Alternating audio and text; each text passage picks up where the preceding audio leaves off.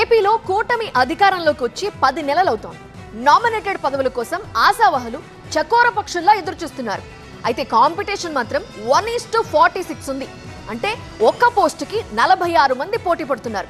చంద్రబాబు షరతులు, వార్నింగ్ల మధ్య పదవులు దక్కించుకునే అదృష్టవంతులెవరు?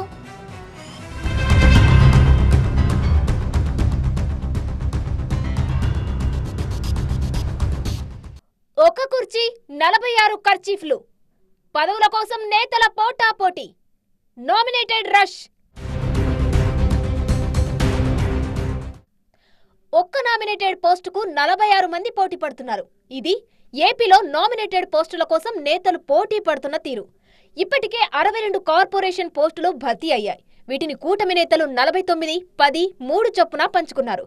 అంటే కూటమిలో అతిపెద్ద పార్టీ అయిన టీడీపీకి 49 పోస్టులు, జనసేనకు 10 పదవులు, బీజేపీకి 3 పోస్టులు దక్కాయి.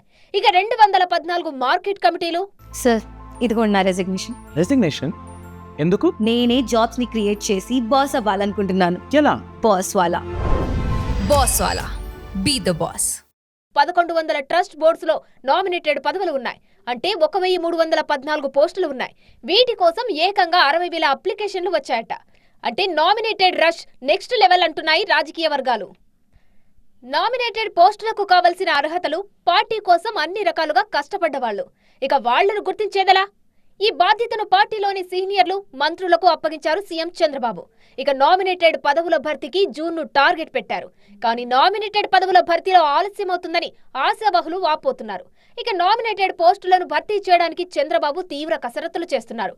అయితే ఆ పదవులకు తగిన పేర్లను అందించడంలో కొంతమంది నేతలు జాప్యం చేస్తుండటంతో వెయిటింగ్ లిస్టుతో పాటు వెయిటింగ్ టైం కూడా పెరిగిపోతుందంటున్నాయి పార్టీ వర్గాలు. ఇక టీడీపీ మంత్రులు, ఎమ్మెల్యేలు, ఎంపీలు, ఎమ్మెల్సీలతో జరిగిన తాజా టెలికాన్ఫరెన్స్ లో పార్టీ కోసం కష్టపడ్డ వారి పేర్లను సిఫార్సు చేయాలని సీనియర్ నేతలకు సూచించారు చంద్రబాబు.